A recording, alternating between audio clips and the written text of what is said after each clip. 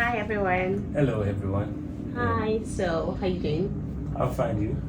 I'm okay. Well, it's the end of the year, and I thought we could have some quality conversations about how our year went. Interesting. Are you ready for it? All right, let's go. Okay, I'm ready. Yeah. Okay, so the first question I have, and I think I'm going a little bit too direct, because this is because I've seen some things online about marriages when you go abroad.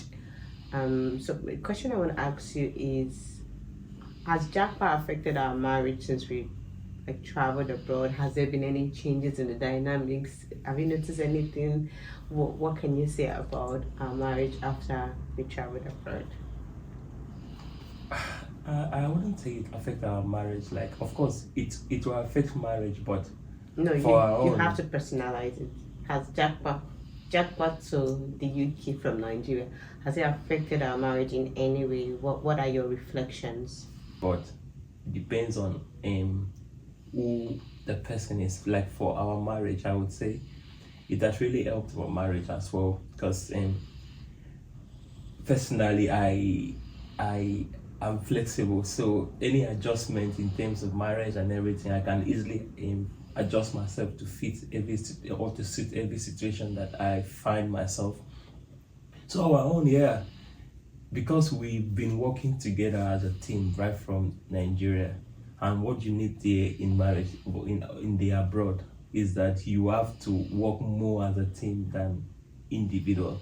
So I don't really Okay. feel the changes kind of very, and so it did not really take me unexpected because already it's something I've been doing or we've been doing right from while we're in Nigeria, where you have to do everything together, plan childcare together, adjust your schedule to suit family and your finances and everything you have to work together. So for me, I would it has it would have been so obvious or so unexpected if we were not doing the same thing while we were still in Nigeria. So that's why I would say it has affected our marriage, but we did not feel it.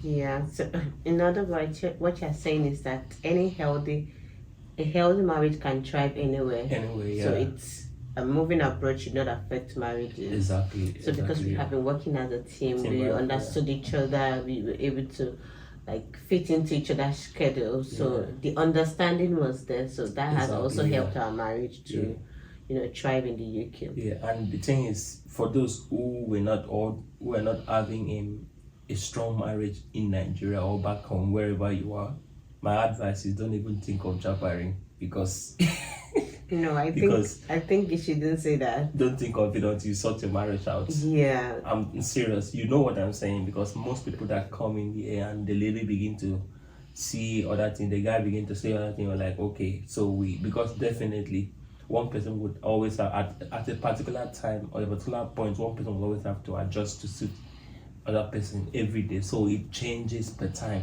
Yeah, So marriage is about compromise. So yeah. I wouldn't say that if you have a struggling marriage, you shouldn't jackpot. Of course, jackpot is going to like test the stability of your marriage. But I would say that you should have this kind of conversations. What are your expectations? And then you need to study where you are going to. What is the role of the man? What is the role of the woman? Because you cannot say there are certain duties that are exclusive to only women, as we would presume in Africa, that the woman handles everything, because abroad one person cannot handle the finances alone except the person is earning really high. So both parties would have to work, and because of that, then you need to like share your responsibilities, home responsibilities, childcare if you have children. Also make sure that you are not selfish. You have to be selfless. Like, okay, what does my partner need me at this time? What do they need me to do? How can I come in? How can I fit into their schedule? And so a healthy marriage will thrive anyway. And if you see that your marriage is struggling because you have traveled abroad, then you need to have conversations, sit down together, talk to each other, communicate your expectations, and try and see if you can sort it out individually as a team before you take it out to maybe counseling or for therapy. So in a situation where that has not been sorted out whilst you're at home, do you advise people like that to travel out?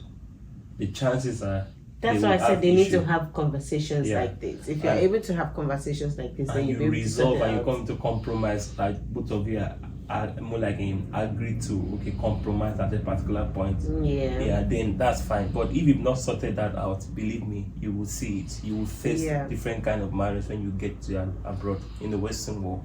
Yeah, and that's why we have a lot of marriages struggling. We have divorce rates going on the skyrocketing in the UK and so many places because the men were not prepared, the women were not prepared. Yes. Women now have more chances to take action. They can report to authorities and they think, oh, maybe because this man has not been treating me well, now it's time to expose him. So if you have any issues in your marriage, don't say it was Japa that affected it. It's because you did not address those issues. So if you can address those issues, you would see a thriving marriage. Exactly, yeah.